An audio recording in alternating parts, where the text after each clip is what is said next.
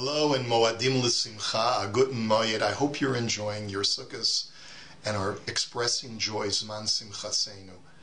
Allow me please to share with you some thoughts for the last days of the Chag, for Simchas Torah especially. I'm enamored with reading some of the drasha, some of the sermons of Harav Moshe Avigdor Amiel of blessed memory. Rav Amiel was a Gaon, was a great rabbinic leader, first in Antwerp in the 1920s, and then eventually made his way to become the chief rabbi of Tel Aviv in 1936, sadly passing away only 10 years later, before the founding of the state in 1946. But what he's left for us is a legacy that's truly amazing. 3 volumes of drushas, of Torah sermons that are truly inspiring. On his discussion of Simchas Torah, it's quite lengthy, but I just want to pull out 3 little nuggets if I can share with you.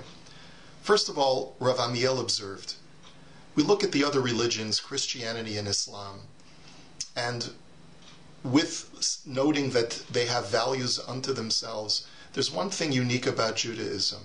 Did you ever hear of Christians making a holiday where they pull out the New Testament and start dancing with it and kissing it and making a whole celebration and dancing the Hora together with the New Testament? Did you ever hear of a celebration where Muslims pull out the Quran and start embracing it, hugging it, kissing it, and dancing with it? He says, why is it that in Judaism we have a special day called Simchas Torah, where the whole tashmisho shel mitzvah, the whole instrument that we use to express our service of Hashem is the Torah itself, rejoicing not in God, but rejoicing in the Torah that He gave us, embracing the Torah, kissing the Torah, and just dancing and expressing true joy that God gave us such a precious gift. The answer is because Judaism has always emphasized knowledge and scholasticism among Klal Yisrael. Other religions actually have a very long history, at different points in their history, of suppressing knowledge. And in many times, especially this is true in Catholicism, in most of the history of Catholicism was devoted to keeping the masses away from the Bible as a way of allowing the higher echelons of the church to continue their control over the masses. But Judaism has always had the opposite approach. Ever since Maimon Har Sinai, the Torah was given to every single Jew, and God says, study it, learn it. We even have a special blessing at the beginning of Shemona Esrei. Atah chonein la'adam das. You give every person knowledge so that each person has his or her ability to enter into a relationship with this body of knowledge that you have given to us.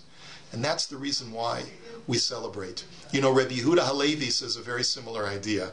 He tells us that the only way that a person can have true joy in life is with absolute awareness and intellectual engagement. If you're not intellectually engaged with the subject at hand, with the task at hand, it's very difficult to enjoy it. That's the purpose of making a bracha before we eat, is to engage ourselves intellectually before we're about to partake.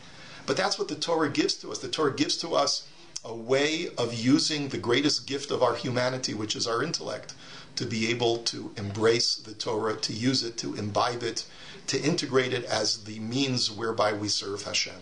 So that's point number 1. Point number 2, a very small, precious nugget. You know that very famous statement from the Zohar and other Maimori Chazal, Yisrael v'oraisa v'kudsha b'richu chadhu. Israel, the Torah, and God are all one, are all bonded inseparably from each other. You know when we express that? On Simchas Torah. Chasen Torah reads the last words of the Torah, Le'enei kol Yisrael, in the presence that Moshe gave the Torah and taught us and passed away and left us this legacy in the presence of all of Israel.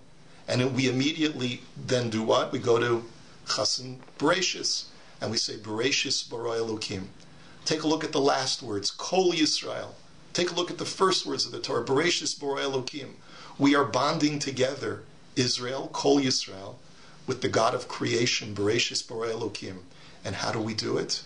Through the Torah, which ends with Yisrael, begins with the Creator, and then takes us all the way through the Torah cycle back to Le'enei Kol Yisrael.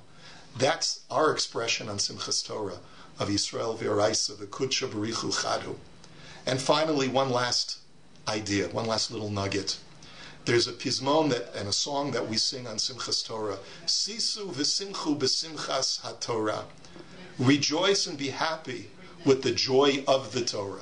It doesn't say Sisu v'simchu b'Torah, rejoice in the Torah. Rejoice and be happy with the joy of the Torah. What does that mean? Rabbi Amiel says, it's one thing to be happy over the Torah, but you have to make sure that the Torah is happy over you as well. It's not just enough to learn Torah and to use it for your benefit. You have to make sure that if the Torah is judging the way you use it, is the Torah happy with you?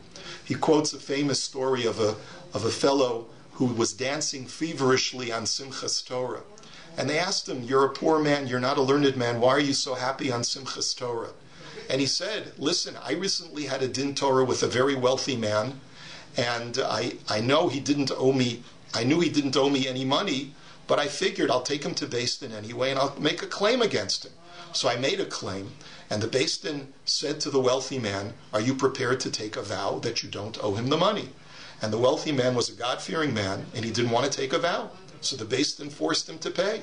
The Beis Din forced him to say, now you have to be mahapech the shvua. Now it's time for the claimant to take the shvua that you owe him the money. And I, he said, was very prepared to take the vow. So I took the vow and I got all the money. So how, if the Torah awards me all of this great stuff in life, why shouldn't I rejoice on Simchas Torah? But that's an example of a situation where he can be happy with the Torah, but the Torah is not happy with him. When we study Torah, we have to use it in the proper way.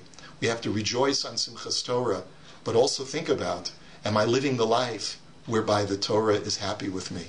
So I wish you all a very, very happy end of the Chag, a meaningful Shmini Atzeres when we're in Shul saying Yizkar, and remembering all of the holy ones who are no longer in this world that we invoke and ask to watch over us and to protect us, and have a meaningful Simchas Torah we can rejoice, truly rejoice with the Torah, and where the Torah can rejoice with us. Chag Sameach.